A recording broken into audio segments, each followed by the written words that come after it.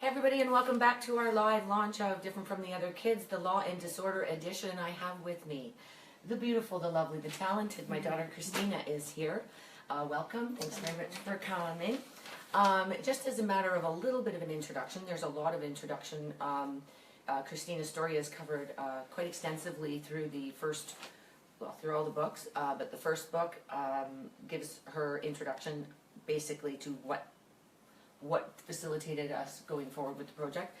Second one is called the Natural Alternatives Edition, and that one is all about Christina's journey, or our journey, walking through the thought of what if Christina could come off some of her medication, what if she was able to participate in the greater world around her in a fantastic, full-on way.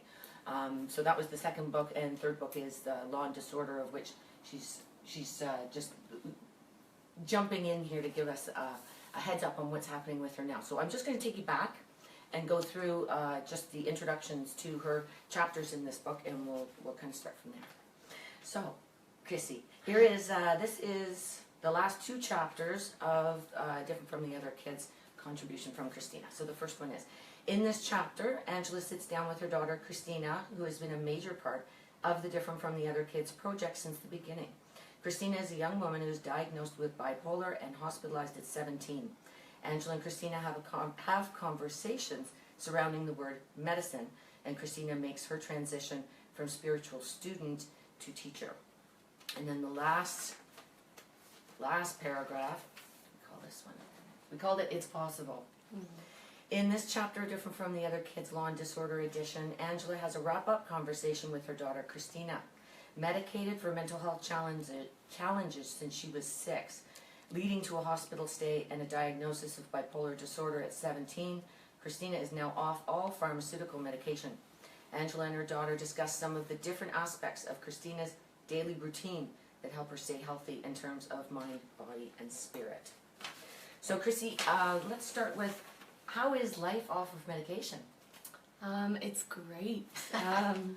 It's not for everyone, but I've been doing wonderful being off of it. It's been a long process and a long journey, and my body's still taking some time, I think, to recover and stabilize itself after the years and years that I was on it. But it's still a lot of work. Like, I have a strict practice, and I focus a lot on making sure that I'm keeping myself aligned, mind, body, spirit.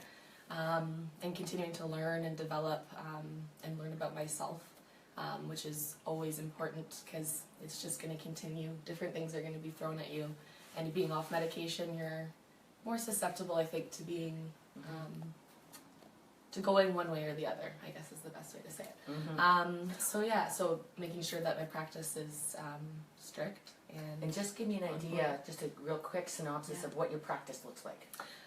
So I do a lot of stretching and meditation, a lot of visualization and body scanning, if you will. So going in and feeling your toes, feeling your legs, feeling your feet. That's been really big for me, and I take all my oils religiously. And I do a lot of physical activity as well now, which is great, even if it's just from hiking, or to now I'm just starting to do a little bit of working out again, which is awesome. And yeah, so it's constant. It's a big commitment to myself, but that is the way that I look at medication. Instead of taking it as a pill, that's easy, and suppressed me a lot. And this has brought me a lot more joy and a lot more life to me. It's a lot of work, though, for sure. For sure. Yeah. Now, if somebody were to, because that's a common question that we're getting now, if somebody wanted to go down this road and just see if they were able to come off any of their medications, what would you tell them? You have to have a team. You have to have a very strong team and a very strong foundation before you can even think about coming off medication. A team meaning exactly, like, who did you have? So when I started thinking that I might be wanting to come off of it, I was very stable from day to day. Like, I was doing very well, and for a longer period of time. And I had my naturopath. I had you, obviously. I had a lot of support from different family members as well, from different friends. I had my guide Rosa. I had so many different people from so many different angles that I could call, and even just people that have known of my journey and stuff that, like, I could reach out to. Like, it was just really weird. It was really good timing, and making sure that you're mindful and you know what's going on within you. If Mhm. you don't know why you have certain mood swings or why you feel certain things, like you really need to listen to yourself and understand yourself before you can play with any of that, I guess, if that makes sense. Yeah, that's amazing. I hope The so. holistic community really jumped in, and from a parenting perspective, I would have to say I wouldn't do any of this stuff ever with you without those kind of backups. So we had the naturopath who was monitoring, and then we had anybody that was working at the naturopath's office, like Jenny and those guys. It's Dr. Jawani and Jenny of the Oakville Naturopathic Wellness Center. They're amazing, and Jenny used to track you. So if you missed an appointment, she'd call and she'd know. Which happened sometimes because I was having a hard time sleeping and sleeping a lot. So yes, exactly. She'd call, So she'd call, and then Rosa was constantly in and out, just constantly checking in on you. She was always on speed dial for you all the way through. And so even great. the doTERRA community, like so there's just so many different angles. Yeah, So really making sure that that's in place, I think, is, and going forward too. Like you have to make sure that you've got a good foundation. Yeah, but especially going through that, because there were some dicey times. You don't know what you're doing. You don't know how you're supposed to be feeling, and it's a little scary. Yep, for sure. So having that community was. I had my absolutely MD too, and yes, I did have a doctor. Too, by then we switched into a different and doctor. And the psychiatrist was on board at that time too. Yes. Yes. Originally she was not. Christina basically announced that she was coming off meds. It wasn't a debate, so that was interesting, and she rolled with that pretty good. Yes, she did. Yeah. Okay, so I'm just going to close off here now, and I'm just going to give you Christina's bio, as we go forward here. This is where Christina's at, and thanks very much for tuning in again, everybody. So we'll finish with Christina's bio. Christina is a holistic lifestyle coach, fascial stretch therapist, a doTERRA wellness advocate, certified personal trainer, and has her Reiki practitioner. Christina has several years' experience in the fitness and health industry and has a passion for helping people balance a holistic lifestyle. Christina was diagnosed with bipolar disorder at 17 and had bouts of pervasive and debilitating anxiety and depression from when she was a child. Her methodology has resulted in a pharmaceutical-free, holistically rich life.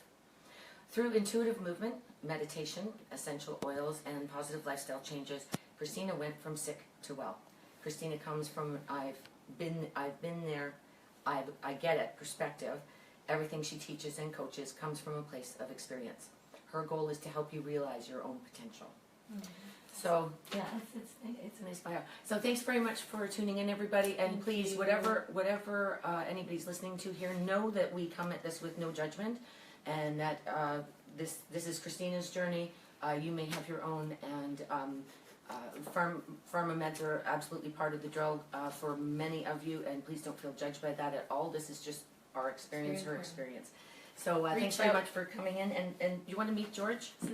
This is George. He's he's in the acknowledgements of or the dedication of the book is George.